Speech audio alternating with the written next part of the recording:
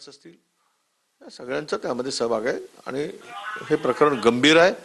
मला स्पष्ट सांगायचं आहे की कोर्टाच्या ताशेरे ओढण्यापर्यंत जर ही घटना जात असेल तर राज्य सरकारला थोडी कारवाई करताना लाज वाटायला पाहिजेत की आपण कुणाला वाचवत आहोत. खरं तर ह्या अमेडिया कंपनीचं हे सगळं प्रकरण आहे. त्या अमेडिया कंपनीमध्ये पार्थ पवार हे जवळपास 99% भागीदार आहेत आणि 1% पार्टनर हा फक्त दिग्विजय पाटील आहे.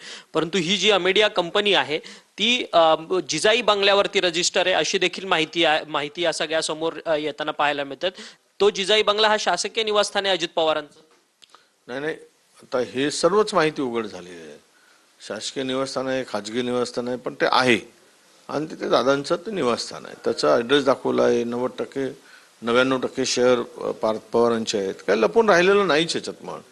म्हणून जे पुरावे आहेत त्यावर त्वरित कारवाई होण्याची अपेक्षा आहे. परंतु यामध्ये सरकारी अधिकारी किती प्रमाणात यामध्ये इन्व्हॉल्ड आहेत? कारण की तुम्ही म्हणतात की यामध्ये मोठ्या लोकांचे नेक्सस आहेत, परंतु हा सगळा जो काही व्यवहार होत असताना जिल्हाधिकारी असेल किंवा तहसीलदार असेल, कारण की 5 कोटींच्या वरचे व्यवहार हे एडीआर कडे जातात आणि अशा पद्धतीची माहिती ज्यावेळेस अधिकाऱ्यांकडे येते तरी देखील अधिकारी यावरती कोणताही लगाम लावत नाही.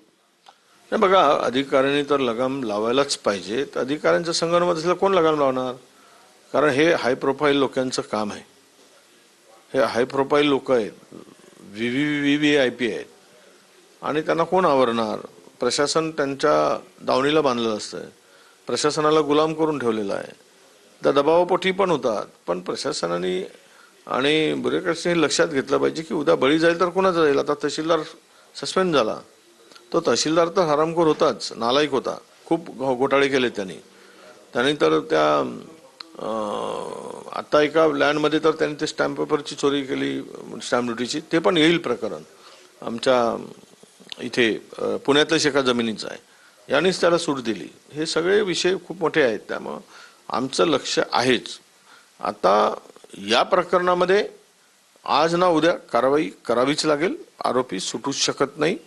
आता कोर्टाचे पण निर्देश आलेत आणि त्यानंतर ही जागा, ह्या जागेसाठी जे सेलडीड झाली, रजिस्ट्रेशन झालं, त्यामुळे त्या पूर्ण एकूण प्रकरणाची व्हाईट पेपर काढावं असं आम्ही महसूल विभागाला सांगितलं. ज्या जमिनी जेवढ्या आहेत, आमचं पत्र पण आम्ही दिलं आहे महसूल मंत्र्यांना की तुम्ही 2020 पासून ज्या जमिनींचं आवटन झालं, गायरान जमिनी असू देत किंवा तुमच्या महसूल विभागाच्या जमिनी असू देत, विविध विभागाच्या जमिनी असू देत, इमानाच्या जमिनी असू देत, महारत्नाच्या जमिनी असू देत, गायरान जमिनी आहेत, या सगळ्या जमिनींची, शासकीय जमिनींची कोणाकोणाला दिली, कुठल्या कंपन्याला दिली, कोणत्या डेव्हलपरला दिली, कोणत्या बिल्डरला दिली, कोणत्या उद्योगपतीला दिली, कोणत्या लोकप्रतिनिधींना तुम्ही वाटप केलं, कुठल्या संस्थेसाठी दिलं, कुठल्या पर्पजसाठी दिलं, ही सगळी माहितीची एक श्वेतपत्रिका काढा म्हणून आम्ही पत्र दिलेलं आहे. परंतु महसूल मंत्र्यांचा यामध्ये फेल्युअर नाही का, किंवा महसूल खातंच हे संपूर्ण फेल्युअर ठरलं नाही का?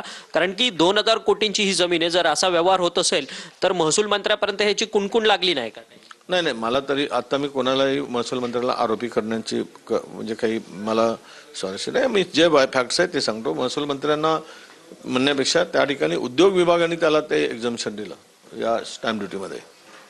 हे महत्वाचं आहे. त्यांनी कोणत्या आधारावर दिलं? ती रजिस्ट्रेशन नाही, IT पार्कसाठी रिझर्व नाही, मालकी हक्क क्लिअर नाही, प्रोजेक्ट रिपोर्ट नाही, कुठे काही पत्ता नसताना त्यांनी जे त्याला स्टॅम्प ड्युटीमध्ये माफ करायचं केलं, तर त्याला तर पहिल्यांदा FIR दाखल करत असताना उद्योग विभागाच्या जे संबंधित मंत्री अधिकारी आहेत त्या अधिकाऱ्यावर झालं पाहिजे. ते त्याला जबाबदार आहे. खरं तर या सगळ्या प्रकरणामध्ये अंजली दमानियांबरोबर तुमचं काय नक्की बोलणं झालं? अंजली दमानियांनी कोणकोणते पुरावे तुमच्याकडे पाठवले? काही नाही, आज आता हा विषय आम्ही घेतो आहोत. आमचा प्रस्ताव पण त्या संदर्भातला आहे सत्ताधारी पक्षाचा. आज येईल किंवा उद्या फार तर चर्चेला येईल, पण येईल.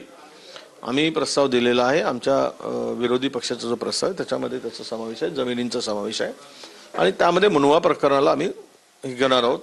दमानींच्या बरोबर अंजलीताईंच्या बरोबर जे काही चर्चा झाली ती त्यांनी सांगितलं की हा प्रश्न तुम्ही घेणार का? म्हटलं घेणार. आणि मला काही पुरावे आहेत तर पाठवू का? म्हटलं पाठवा. एवढी चर्चा झाली.